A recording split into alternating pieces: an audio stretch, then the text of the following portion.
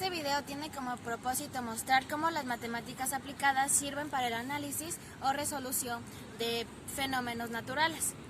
En este caso, las matemáticas aplicadas serán en ecología, mediante la medición de hojas y la altura correspondiente a cada una de estas hojas.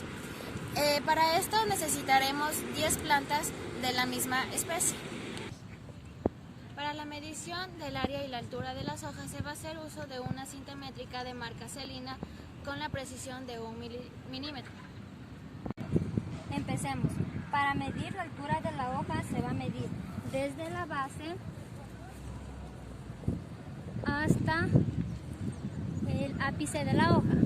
Para medir el área de la hoja vamos a medir la diagonal mayor y la diagonal menor.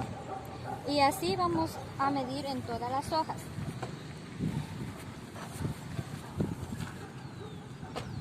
Diagonal mayor y diagonal menor. La altura. La diagonal mayor y diagonal menor.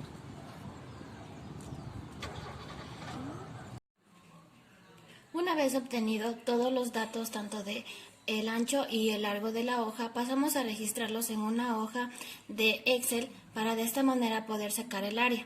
Para sacar el área vamos a utilizar la fórmula del rombo, puesto que asimilamos que la hoja tiene parecido con el rombo. Asimismo, podemos pasar a obtener los datos de la media aritmética y la desviación estándar de las dos variables que va a ser el área y la altura. Una vez calculado todo eso, pasamos a digitarlos en una calculadora gráfica, la cual nos va a ayudar a representarlo mediante gráficas, todas las plantas, tanto su área como su altura. En esta gráfica se puede observar con mayor facilidad lo que queremos interpretar. Como se puede observar en la planta 1, se ve cómo el área de la hoja es relativamente mayor con respecto a la altura de cada planta. Se observa cómo ciertas hojas de la planta 1 no se encuentran en el rango común de lo que viene a ser el área y las observamos un poco más dispersas del límite. En la planta número 2 se observa cómo la altura de las hojas es menor con respecto al área de la hoja, además de encontrar hojas que se encuentran mayoritariamente fuera del rango de la altura y el área. Como se puede observar en la planta número 3 y en la planta número 4 existe una uniformidad con respecto a lo que hablamos en el área y la altura de la hoja, ya que es notable ver que la extensión de la hoja es de menor grado al igual que su altura, lo que quiere decir que existe una correlación fuerte entre ambas variables, mientras que en la planta 5 se observa cómo la altura es menor con respecto al área, tomando en cuenta que existen hojas que están fuera del límite de lo que éste está estableciendo. En la planta número 6 se observa cómo la altura es mayor que el área de cada hoja. En la planta número 7 observamos cómo la altura es mucho mayor que el área, obteniendo hojas que se encuentran con mayor extensión de altura que el área.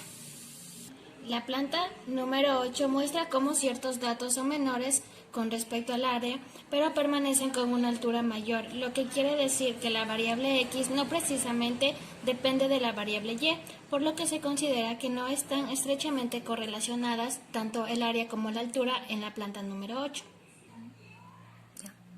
Con referencia a la planta 9, se observa cómo la superficie de extensión de cada hoja es mucho mayor que la altura que tiene cada hoja, lo que quiere decir que la variable X es independiente de la variable Y a medida que el área aumenta, la altura no sufre ninguna alteración, tomando en cuenta que también existen datos que están fuera del límite, en donde se observa cómo estos no van a alterar a lo que hablamos en la correlación. En la planta número 10 se observa que el área de la hoja es de cierto grado menor al compararse con su altura, la cual es mayor. Así también podemos interpretar que existen dos datos que se encuentran fuera de lo establecido del área y la altura de la hoja, por lo que su correlación se puede decir que no es precisamente positiva a pesar de que estén estrechamente ligadas.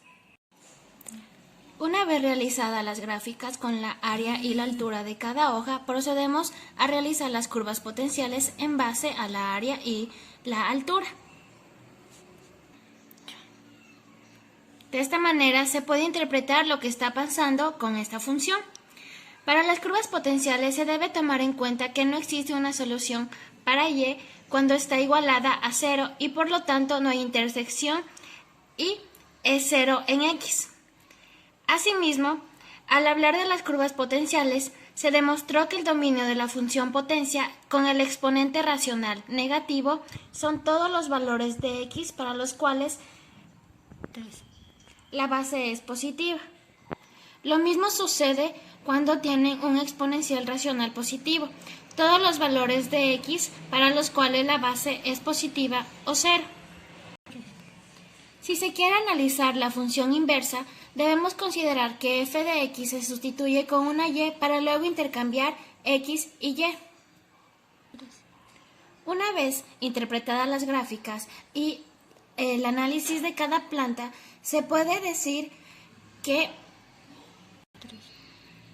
ninguna de las dos variables depende de la una o la otra, pues al realizar los cálculos matemáticos con el coeficiente de Pearson se obtuvieron datos donde se muestra una correlación débil de 0.00303, lo que quiere decir que ambas variables, tanto la x y la y, no se correlacionan de ninguna manera.